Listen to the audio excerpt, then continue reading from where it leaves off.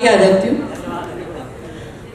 इसलिए आगे आ रही हूँ कि बहुत सुंदर कथा आप श्रवण कर रहे हैं। आदरणीय वंदनीय पूजनीय डॉक्टर दयानिधि महाराज जी के कर कमलों से, मुखारविंद से यहाँ मुझे भी आज मुंबई की धरती पे आना हुआ, इन्हीं के सौभाग्य से, इन्हीं के आशीर्वाद से यहाँ आई हूँ। तो कहते झंडा गाड़ के जाऊंगी राम नाम का, और इसलिए गाड़ के जाऊंगी कि राम हमें ऐसे नहीं मिले जैसे आप बैठे हो ना। राम मंदिर ऐसे नहीं मिला। 491 वर्ष का लगभग हमने संघर्ष किया, हमारी 21 पीढ़ियां चली गई जिस राम मंदिर को देखने के लिए। आज हम उसके साक्षात्कार प्रमाण बैठे हैं, हम उसको देख पा रहे हैं। शायद 84 लाख योनियों के पुण्य हमारे एकत्रित हुए जो आज हम राम कथा और राम मंदिर को देख रहे हैं। 84 लाख योनियों के, मैं कम नहीं कहती, क्योंकि 21 पीढ़ियां तरस गई, कई मर गए, कईयों को मार दिया गया, फिर जाकर हमें राम मंदिर मिला। राम कौन है, क्या सिखाकर जा रहे हैं हमें राम? राम को समझ लें, राम नाम के बारे में, तो शायद ये जीवन हमारा धन्य हो जाए। माना कि मैं पापी हूं, माना कि मैं पापी हूं, मुझे खबर नहीं गुनाहों की। हे राम, तो इतनी सजा देना बस मेरे गुनाहों की। जिस वक्त मैं तुझे भूलूं, मेरी जान निकल जाए, और मैं जहां जहां देखूं, मुझे तू ही तू नजर आए, तू ही तू। जब तक जीऊं, जब तक जीवित रहूं, बस राम नाम का गुणगान गाती रहूं, क्योंकि अंत बेला में तो एक भेड़ चाल मेरे पीछे भी चलेगी, आपके पीछे भी चलेगी, जो जोर जोर से गा रही होगी राम नाम, राम नाम।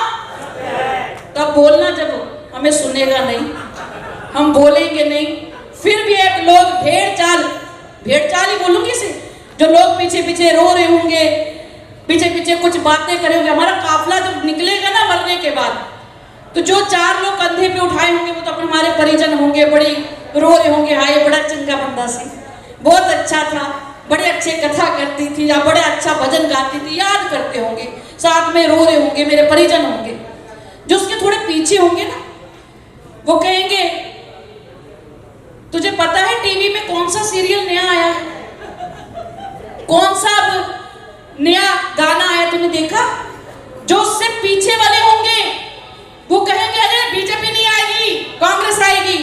तुझे नहीं पता कांग्रेस नहीं, अरे आम पार्टी आई। वो राजनीति की बातें करे। वो जो बिल्कुल अंत में होंगे ना, वो कहे अरे पता नहीं केड़े वाले संस्कार है कि मैं घर जाऊं, केड़े वाले किस समय पर इसे अग्नि दी जाए और मैं जल्दी जल्दी घर चला जाऊं। ये हमारा काफला होगा। वहां सब हमें रोने वाले नहीं होंगे, और सिर्फ नाम जपाने का समय, जपने का समय यही है, क्योंकि जीवन खत्म हुआ तो जीने का ढंग आया, बुझ गई क्षमा तो महफिल में रंग आया। मन की मशीनरी ने तब चलना ठीक समझा, जब बूढ़े तन के पुर्जे पुर्जे में जंग आया। गाड़ी निकल गई तो घर से निकला मुसाफिर, खाली हाथ मलता खाली ही बेरंग आया। और फुर्सत के वक्त ना सुमरन किया प्रभु राम का, उस वक्त मांगा जब वक्त ही तंग आया। अंत में तुम रहोगे कि हमने राम नहीं रटा, हमने राम जपा होता तो हमारा जीवन आज कुछ और होता। राम को समझना, राम को जीवन में उतारना। क्या सिखा गए राम?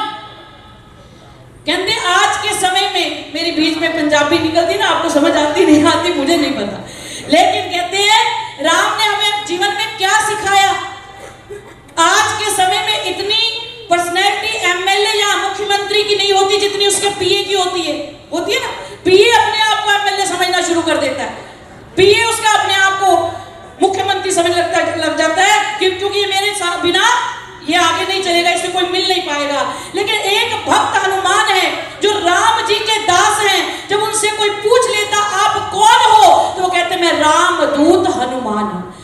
जब लंका में हनुमान जी जाते हैं भविष्य से मिलने के लिए, तो रूप बदल लेते हैं, राम राम बोलते तो आगे से भी उत्तर राम राम मिलता है। तो भविष्य ने देखा कि पहली बार लंका में मुझे किसी ने जवाब दिया राम राम का उल्टा राम राम, पहली बार। तो भविष्य को लगा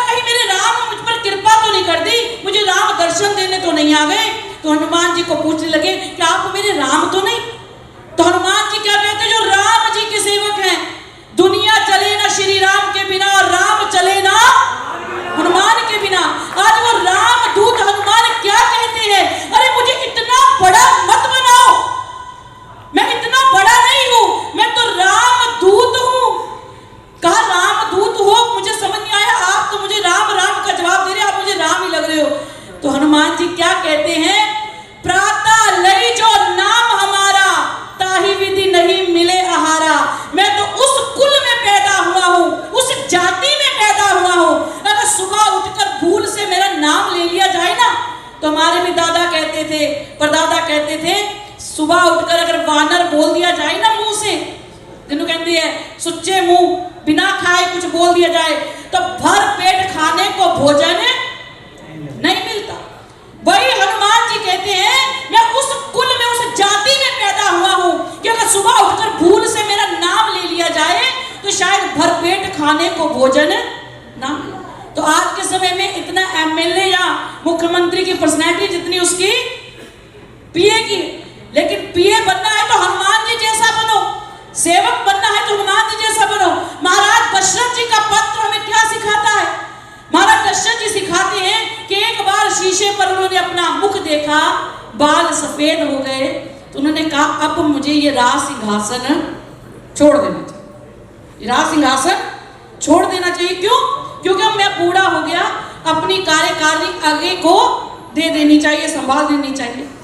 लेकिन जैसे जैसे हम बूढ़े होते हैं, बाल सफेद होते हैं, तो डाई लग जाती है, पता ना, मेहंदी लगनी शुरू हो जाती है। बूढ़ा नहीं होना, मुझे कोई बूढ़ा ना कहे, तो बाल काले होने शुरू हो जाते, दांत टूट जाए तो आर्टिफिशियल लगने शुरू हो जाते, कमर झुक जाए तुम्हारा जिस शादी नाल घुटने ट्रांसप्लांट, घुटने ट्रांसप्लांट हो जाते, कमर ट्रांसप्लांट हो जाती, कि मैं झुकूं भी ना, मुझे कोई बूढ़ा ना कहे, मैं जवान रहूं, जीवन भर जवान रहूं। लेकिन ये सत्य नहीं है, जिसका जीवन हुआ है उसका मरण निश्चित है।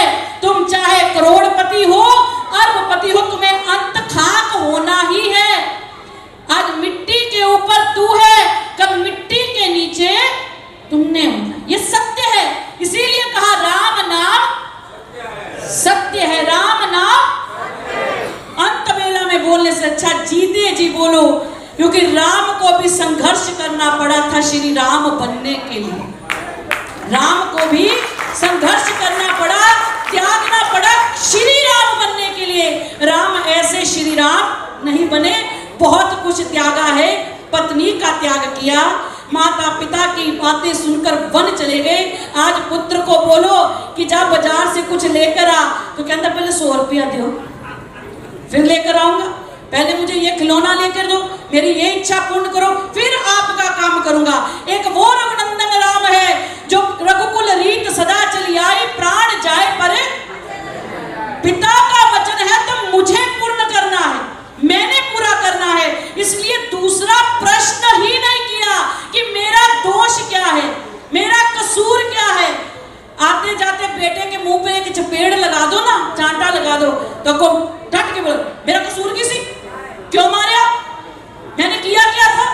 लेकिन वो भी तो राम थे, वो भी राम थे जिसने पूछा ही नहीं मेरी गलती क्या है, मेरा कसूर क्या है, क्यों मुझे 14 साल वन भेजा जा रहा है। बस रघुकुल परंपरा है, कोई मेरे पिता की कुल की कीर्ति को कोई कलंकित ना करे, मेरे पिता की कुल की कीर्ति को कोई ये न कहे कि तुम्हारा पुत्र आज्ञाकारी नहीं है। इसलिए पिता की वचन पूर्ण करने के लिए 14 वर्ष हंसते हंसते वन चले गए। एक शबरी का पत्र आता है जिसमें महाराज हाथ की 5 उंगलियां होती हैं, अंगूठा कहता है जब किसी को नीचा दिखाना हो ना तो मुझे दिखाओ, दिखा दो ना ठिंगा।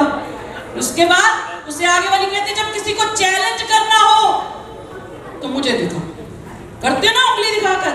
उससे आगे वाली कहती है अरे मैं तो बड़ी हूं, कद में बड़ी हूं, बड़ा हुआ तो क्या हुआ, जैसे पेड़ खजूर, पंछी को छाया नहीं फल लागे, मैं बड़ा हूं, कद में बड़ा हूं। और उससे आगे वाली क्या कहती, अरे जब सोने का भूषण पड़ता है तो मुझे ही पड़ता है, और सबसे छोटी वाली भगवान के आगे रोती है।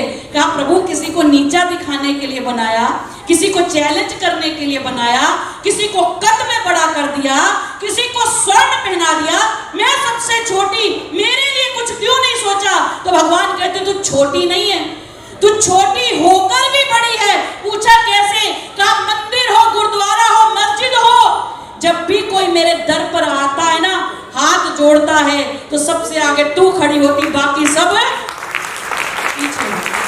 सबसे आगे तू है, और जो आगे होगा सुनवाई उसी की होगी, पहली सुनवाई उसी की होगी, इसलिए तू छोटी। और शबरी का पात्र यही सिखाता है। आज हमें बहुत लोगों ने जात पात में बांट दिया, जात पात में भगवान ने कभी नहीं बांटा। अगर कहीं भी बटा हो तो मुझे जरूर बताना।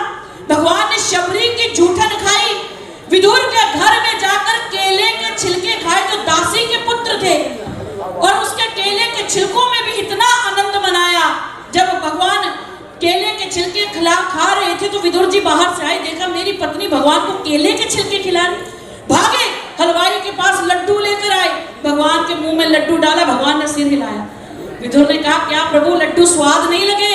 कहा मैं एक बात सत्य बोलूं, जितना आनंद मुझे विदुरानी के केले के छिलकों में आ रहा था, उतना आनंद तुम्हारे लड्डुओं में नहीं। पूछा क्यों? कहा क्योंकि तुम्हारे लड्डू मीठे होकर भी फीके लग रहे हैं, और वो छिलके फीके होकर भी मुझे मीठे लग रहे हैं। भाव है, जहां भाव समर्पित हो जाता है वहां राम को भी धरती पर उतरना ही पड़ता है।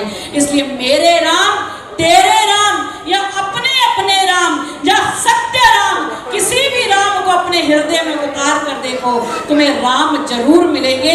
राम को जो समझ गया उसी ने राम को पा लिया। आज के समय में रामायण को घर में देखना है तो देख लेना, दो भाई अगर घर में हैं, एक सेठ है और एक के पास खाने को कुछ भी नहीं, लेकिन बाहर लंगर लगाए हैं, बाहर भंडारे किए हैं, और प्राकार भूखा मर रहे हैं। भाई घर में भूखा मर रहा है तो उस घर में रामायण है या महाभारत? उस घर में क्या है? वो कौन सा पात्र निभा रहा है, राम का या रावण का? राम वो थे जिसने अपने भाइयों में भी समानता लाई, अपने जैसा बनाने का प्रयास किया, और रावण वो था जिसने अपने सगे भाई को ही ठोकर मार दी। आज घर घर में आप रामायण देख सकते हो, घर घर में राम की चर्चा होती है, लेकिन राम को अपनाता कौन कौन है ये आप जानते हैं या हम जानते हैं। इसे रामायण को जीवन में उतारने के लिए, रामायण जैसा पात्र अपने जीवन में लाने के लिए, राम को हृदय में उतारने के लिए, बस कुछ पंक्तियां जो मैंने लिखी थी वो जरूर आपसे कहूंगी कि रामायण को अपने जीवन में लाने के लिए, जहाँ उतारने के लिए, त्याग दी सभी ख्वाहिशें, त्याग दी सभी ख्वाहिशें, निष्काम बनने के लिए राम ने बहुत कुछ खोया श्री राम बनने के लिए। कि जिस पर हमारा हक ना हो, महाराज ध्यान से सुनना, जिस पर हमारा हक ना हो, लेने की जिद हो, हक भी नहीं है फिर भी उसे लेने की जिद है, जिस पर हमारा हक ना हो पर लेने की जिद हो, वहां महाभारत होती है, और अपना सब कुछ त्याग दे वहां रामायण होती है, वहां रामायण होती है। और यही शब्दों के साथ अपनी वाणी को विश्राम दूंगी। पूज्य महाराज जी के चरणों में वंदन। मुंबई आने का सौभाग्य मिला, आप सभी के दर्शन करने का सौभाग्य मिला, यही भावना से वाणी को विश्राम। धर्म की, अधर्म